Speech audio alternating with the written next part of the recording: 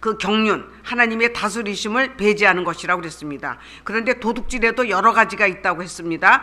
폭력으로 노골적인 강도 행위가 있고, 두 번째는 속임, 기만 수단으로 속여서 남의 소유를 집어가는 흉악한 사기 행위가 있고, 외관상은 법적인 수단으로 남의 것을 빼앗는 아주 이것은 더욱 음흉하고 강교한 것이죠.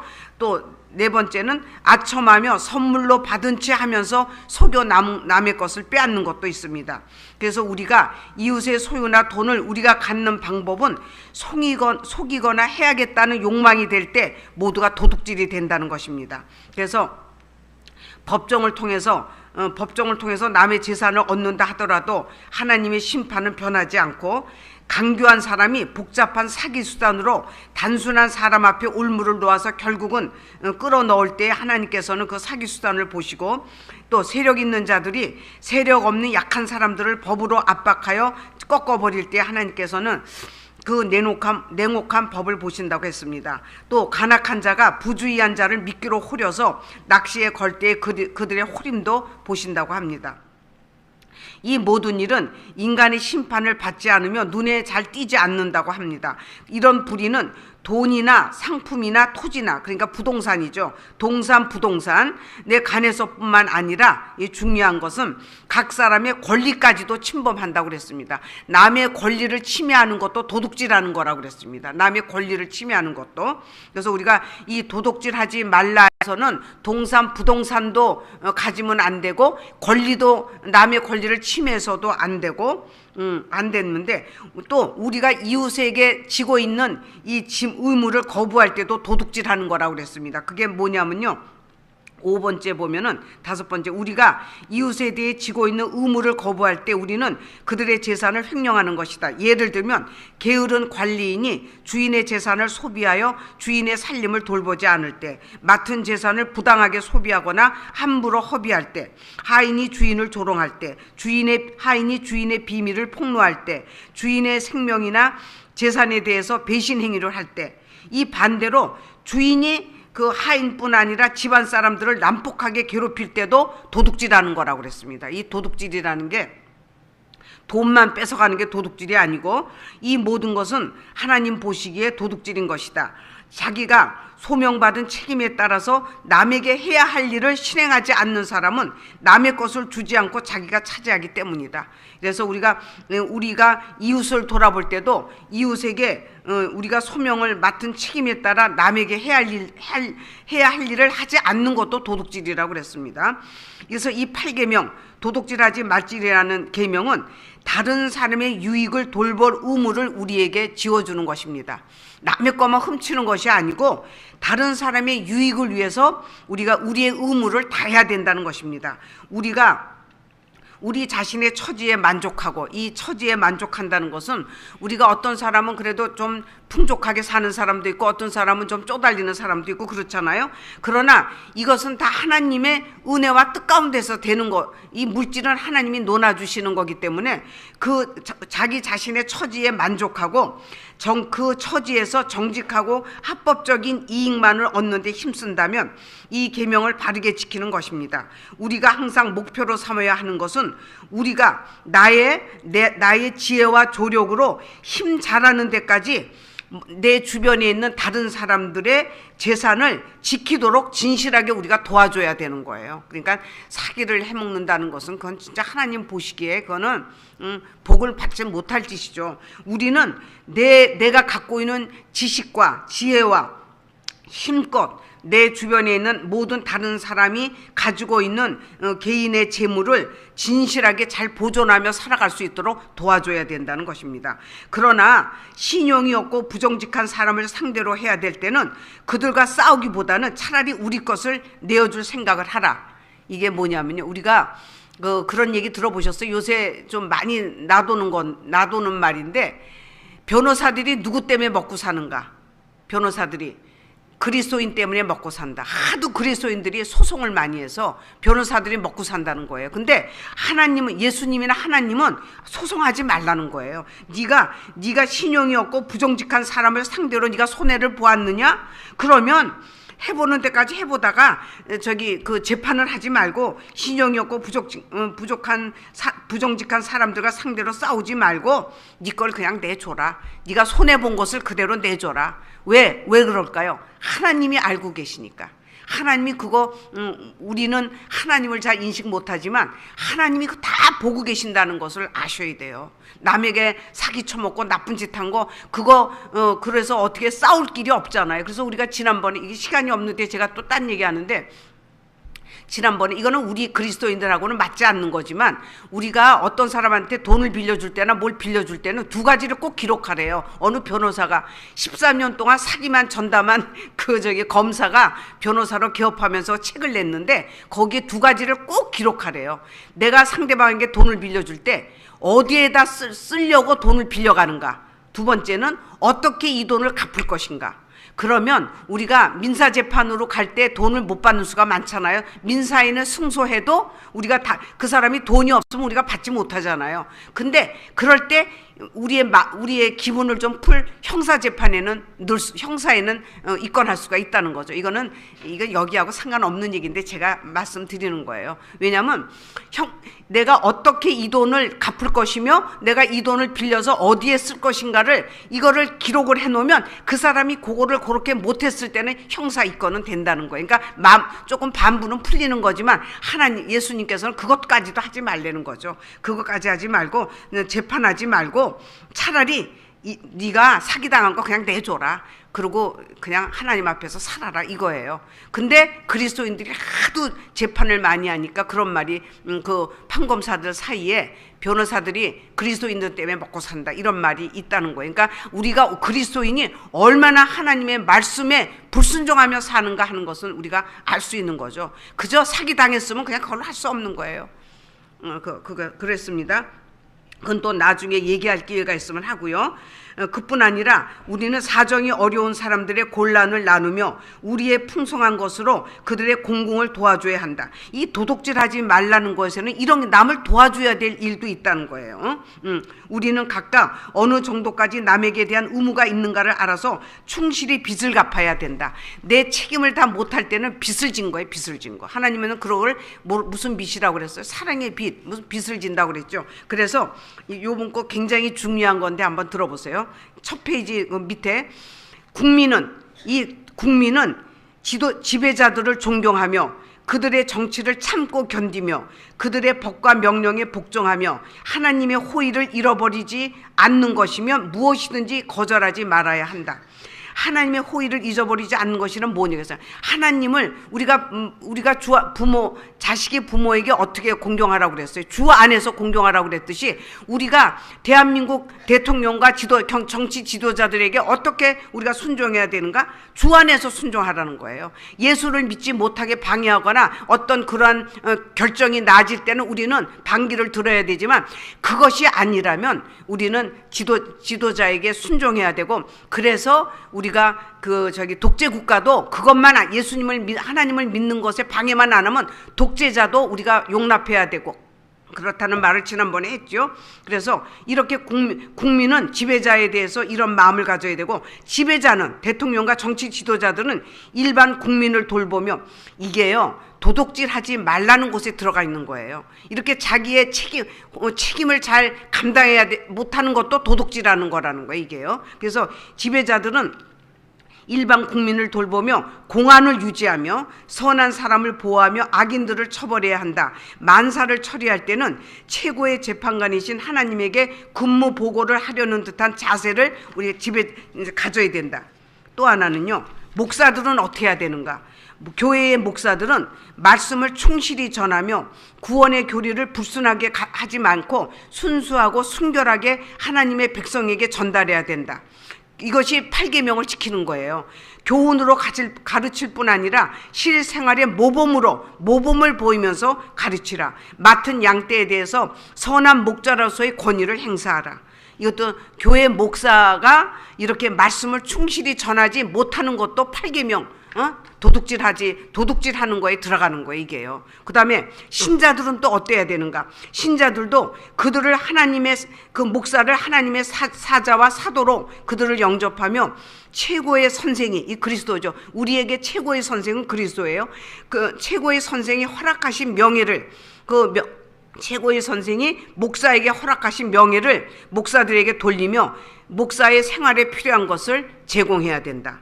또 부모들은 지난번에 우리 얘기했듯이 부모들은 하나님이 맡기신 자녀들을 양육하며 주관하며 가르치며 학대로 노엽게 하거나 부모를 배반하게 만들지 말고 부모답게 인자하고 친절하게 자녀를 애지중지해야 된다. 그리고 자녀들은 부모에게 복종할 의미가 있는데 주 안에서 복종하라는 거죠. 그리고 노인은 지혜가 부족한 청년들을 자기들의 우수한 지혜와 경험으로 지도하며 그들을 가혹하게 청년들이 뭐 부족하다고 가혹하게 책망할 것이 아니라 우리 노인들은 온화하고 인자한 태도로 엄격한 언사를 쓰지 말고 부드러운 언사를 쓰면서 지혜와 경험으로 청년들을 지도하라 이것입니다.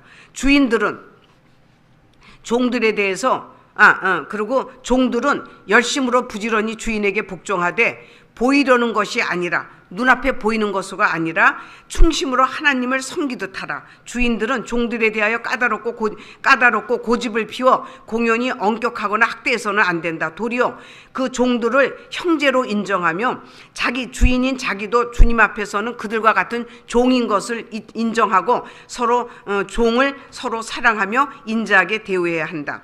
이와 같이 우리가 각각 자기가 처한 지위와 처지에서 이웃에게 무슨 빚을 졌는가를 생각하면서 또 진 것은 갚아야 됩니다. 그뿐 아니라 우리는 항상 입법자이신 하나님을 생각해서 이 원칙은 우리의 손뿐 아니라 마음을 위해서도 제정하셨으며 그 의도는 사람들이 다른 사람의 행복과 이익을 보호하며 증진하도록 노력하는 것이다.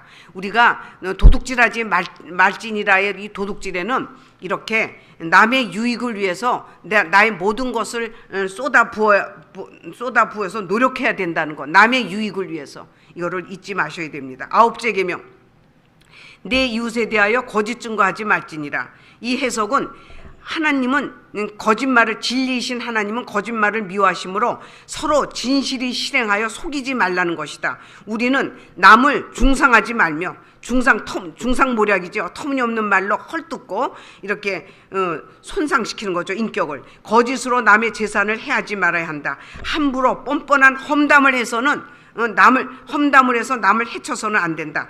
그래서 이 9째 계명에서는 뭐가 중요하냐면요, 명예훼손에 대한 죄가 있어요. 험담으로 명예훼손. 아까 8번째 8계명에는 남을 도와줘야 되는 거잖아요. 훔칠 게 아니고 도와줘야 되는데 여기서는 험담으로 모든 사람의 명예와 함부로 뻔뻔한 험담을 해서 남을 해쳐서는 안 된다. 이 금지에 연결된 명령은 모든 사람의 명예와 소유에 손상이 없도록 보호하기 위하여 진실한 말로 될 수 있는 대로 충실하게 남을 도우라는 것이다. 그래서 너는 허망한 풍설, 허망한 떠돌아다니는 말, 카다라 하는 거 있죠. 우리가 그런 거를 전파하지 말며 악인과 연합하여 무함하는 증인이 없는 사실을 꾸며대서 무함하는 증인이 되지 말며 거짓에서 도망치고 중상과 풍설을 퍼뜨리고 다닌다는 의미의 거짓말뿐 아니라 형제를 속이는 것도 금하신다. 그래서 이 거짓 증거하지 말라는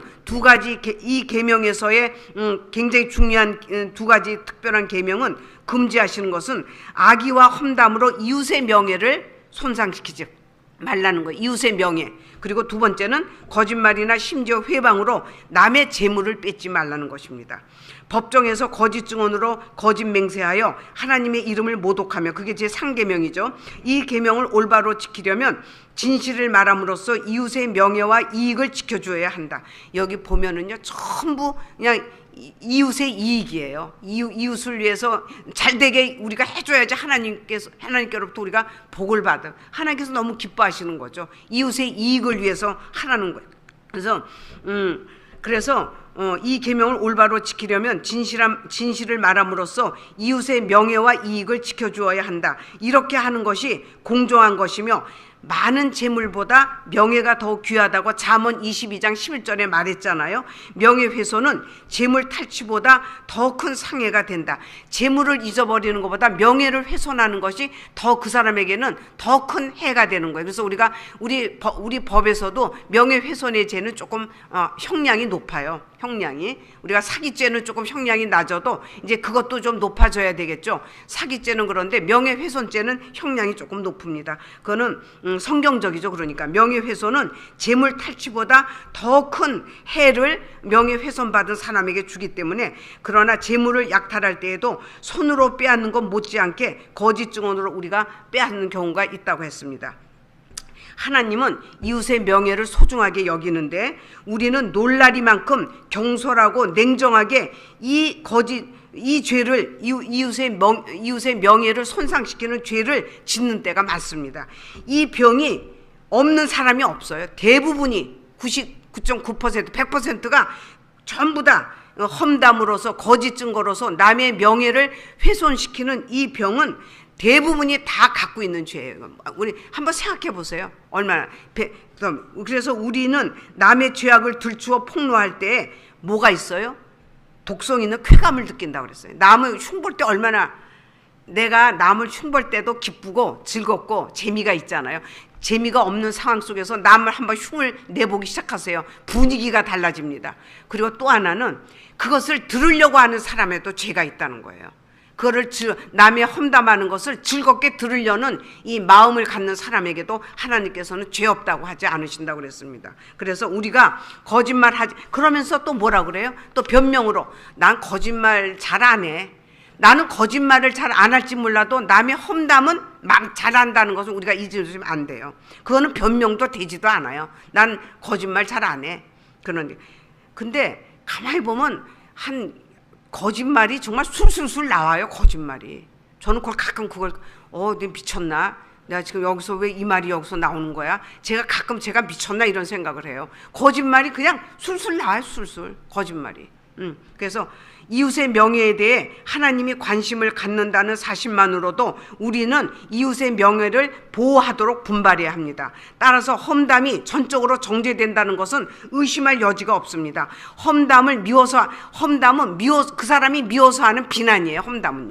험담은 미워서 하는 비난이며 악한 의도로 거저 회방하고 싶어서 하는 비난이다. 참으로 이 교훈은 또 우리가 그런 말도 있죠. 농담을 가장해서 정중한 체 하면서 가시 있는 신랄한 조롱을 하는 거 있잖아요. 가시 있는 말을 하는 경우가 있잖아요.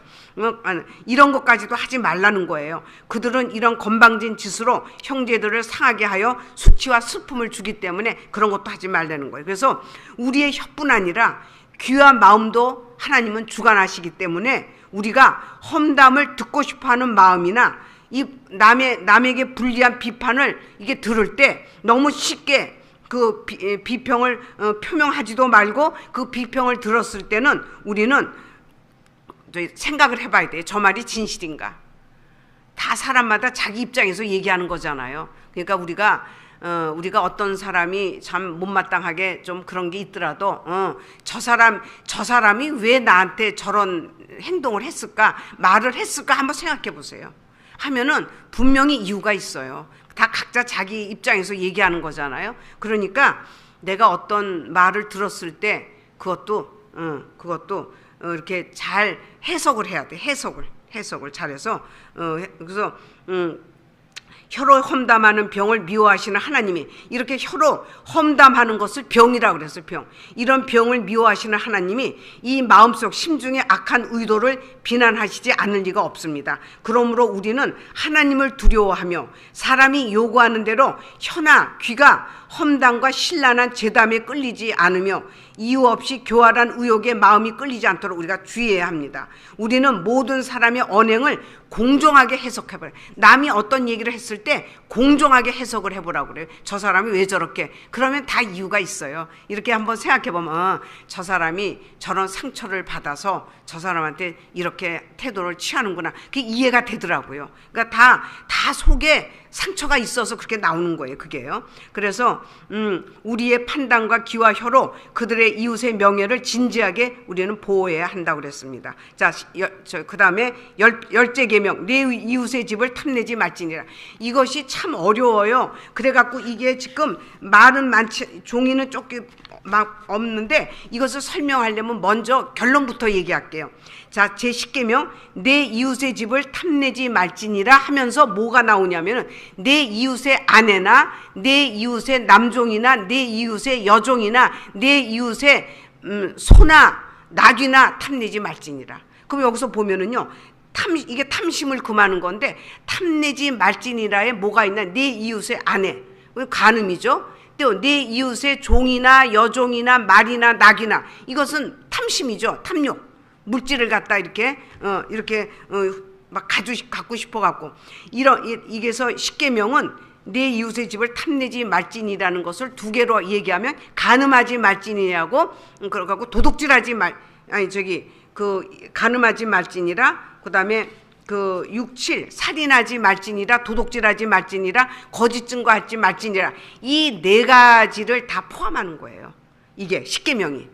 요거를 제가 먼저 결론부터 말씀드리는 거예요. 그래서 10계명은 우리가 그 아까 6, 7, 8, 9 살인하지 말라, 간음하지 말라, 도둑질하지 말라, 거짓 증거하지 말라는 이 금지하는 명령, 그 마음 속에는 뭐가 있냐면은요,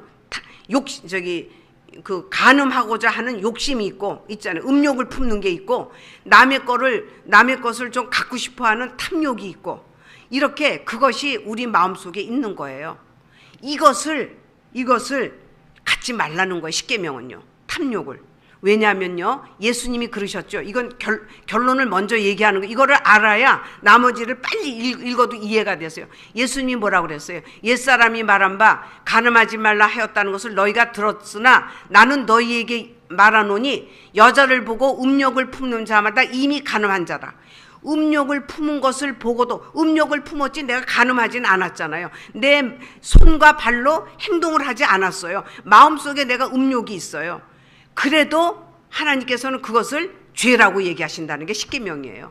예를 들면 또 내가 살인은 안 했지만, 우리 다 배운 거잖아요. 내 영혼이 하는 살인이 뭐라고 그랬어요? 내 형제에 대해서 라가라 하고 미련한 놈이라 무슨 뭐라고 욕하고, 내 마음속에 이웃에 대한 분노의 감정, 증오심이 있을 때 그것은 영혼이 하는 살인이다.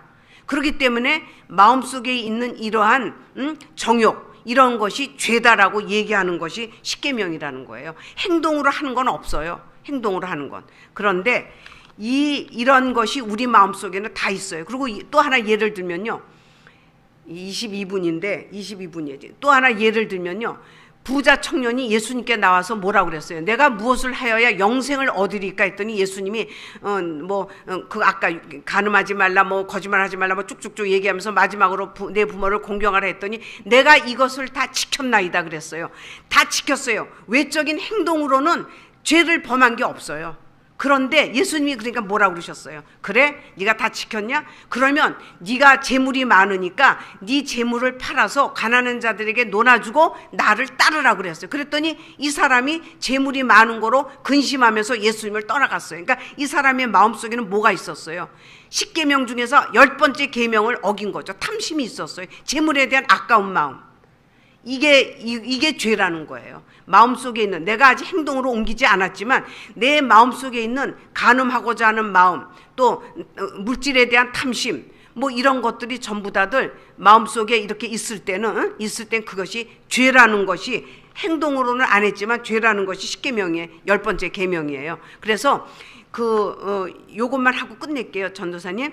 10계명 중에서 9번째 계명까지는 행동에 대한 거죠. 행동에 대한, 네가 마음속에 음욕을 품고 살던, 탐심을 갖고 살던, 뭐 영혼의 산일을 하는 그 이웃에 대한 분노심을, 증오심을 갖고 살던, 여기까지는 네가 그 마음속에 있는 의지, 이것의 의지가 복종하는 거예요. 복종하게 되면은 죄가 생겨서 행동으로 옮겨요. 그래서 야고보서에 그런 말이 있죠. 야고보서 1장 15절이에요. 욕심이 잉태한즉 죄를 낳고 죄가 잉태한즉 사망을 낳느니라. 그 말이 있어. 이건 뭐냐면요, 그 욕심이라는 것이 아까 우리 말한 거예요. 마음속에 있는 거, 마음속에 있는 여러 가지 정욕들. 그런데 이 정욕이 우리의 정욕의 의지가 굴복해야 돼요. 의지가 굴복하면 죄가 행동이 나오는 거예요. 행동이 나오는 죄를 낳고 행동을 하게 되면 이것이 사망을 낳는다. 이게 이거예요. 그래서 우리가 근데 이 탐욕이라든가 음욕이라든가 여러 가지 이런 죄, 욕심은 의지보다도 더 깊이 숨겨져 있어요. 아무도 몰라요. 몰라. 이거는 내가 탐심이 있다.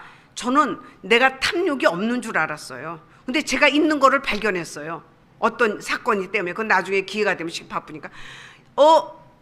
나는 그거를 탐욕이라고 생각도 못했어요. 그런데 그게 탐욕이에요. 나중에 공부하다 보니까. 근데 탐욕은 어떻게 이러한 마음속에 있는 욕심이라든가 음욕이라든가 탐욕을 없애는 방법은 우리의 마음이 성령의 은혜로 하나님의 사랑이 충만하게 우리 마음에 이렇게 붙여 있고, 그 다음에 편만에 있고, 그 다음에 우리가 지난번 배웠을 때 이 율법의 말씀이 그 중생의 영에 의해서 우리가 하나님으로부터 거듭나고 하나님의 자녀가 되면 그 중생의 영이 우리 마음속에 율법을 기록해 준, 마음판에다 기록해 준다고 그랬잖아요.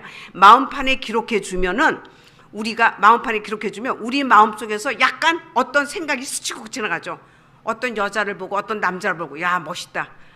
근데 그거는 그것으로 끝나는 거예요. 이게 우리의 마음속에 그러한 욕망이 살짝 비칠 수는 있어요.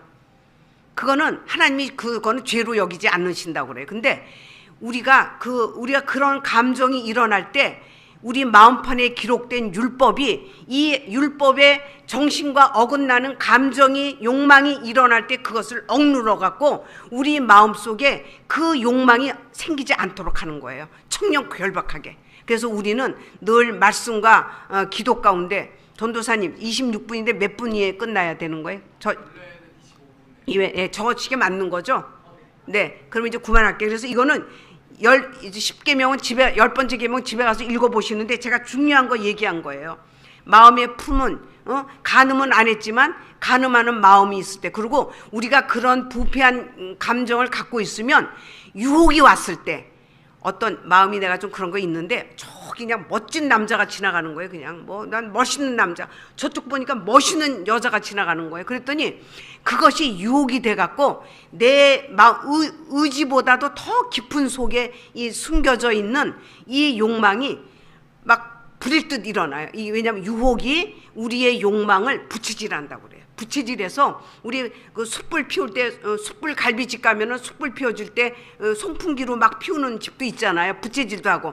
그것처럼 유혹이 우리 마음속에 있는 이것을 부채질을 해갖고 마음속에 편만하게 만들어요. 유욕이 그냥 탐심이. 그러다 보면 마음에 편만하게 있다 보면 우리의 의지가 거기에 굴복해요.